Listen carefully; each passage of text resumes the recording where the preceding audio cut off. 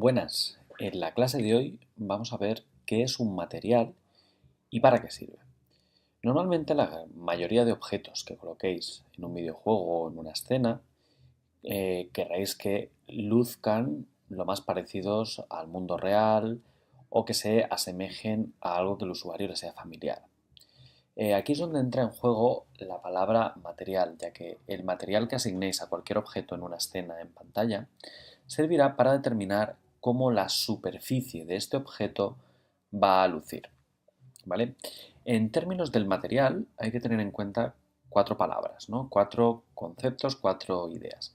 La primera es el color base. El color base es el color o la textura de la superficie. Podéis utilizar un color básico, podéis utilizar una textura, es decir, una imagen, como por ejemplo la que nos hemos bajado. En principio es el aspecto más claro, ¿no? El color, básicamente, ¿no? En segundo lugar está la componente metálica, ¿no? Fijaros aquí en el dibujito que tenéis en pantalla. Una superficie metálica o muy metálica significa que tendrá pues, un cierto brillo, una cierta consistencia, que lucirá pues, como un metal, como el hierro, como el acero, como el plomo, etcétera, ¿vale?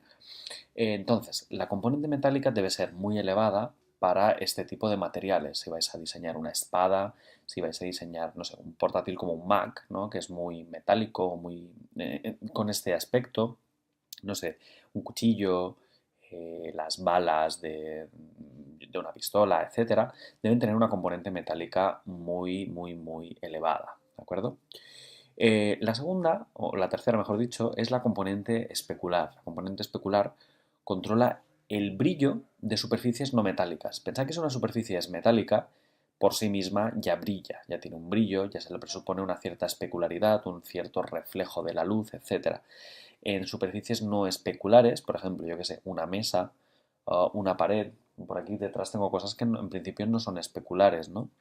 Sin embargo, podemos hacer que brillen un poco o que incluso reflejen la luz. Y es que de hecho, si vosotros, por ejemplo, entráis en una habitación roja, vosotros mismos no sois rojos, pero seguramente si alguien os ve, luciréis con una tonalidad roja. ¿Por qué? Porque reflejáis algo de la luz, sois algo especulares. No sois 100% especulares como un metal, metal es el caso más claro, ¿no? De especularidad, pero oye, reflejáis algo de ese color, no sois totalmente planos en cuanto a color se refiere, ¿vale?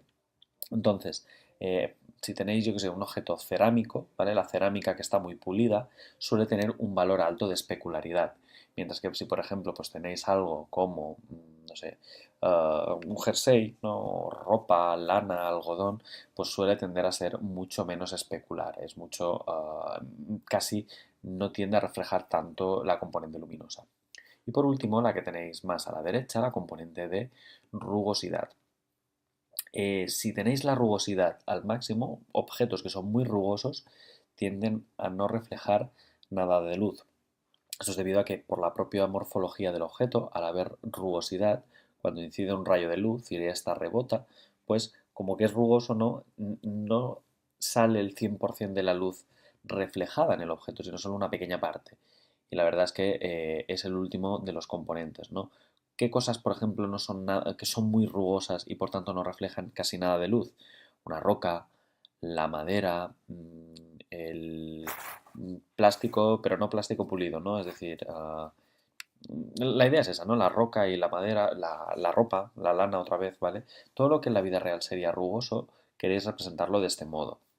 Por tanto, fijaros que aquí tenéis un ejemplo con los tres diferentes tipos de materiales.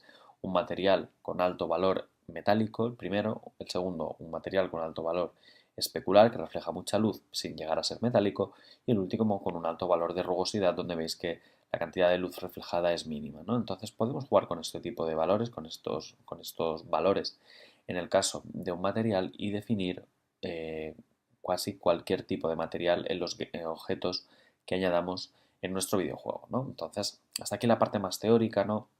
Si quisierais llegar a entenderlo mucho más, pues yo os recomiendo que miréis un poquito sobre teoría de iluminación y teoría del color en el mundo de los videojuegos, sobre todo porque todos estos conceptos que os estoy explicando vienen del mundo de la física, de cómo la luz interacciona con los objetos, cómo se refleja la luz con las leyes de Snell y cómo todo esto se acaba modelizando en el caso de videojuegos a través de ecuaciones o a través de configurar parámetros en el caso de nuestro editor de videojuegos.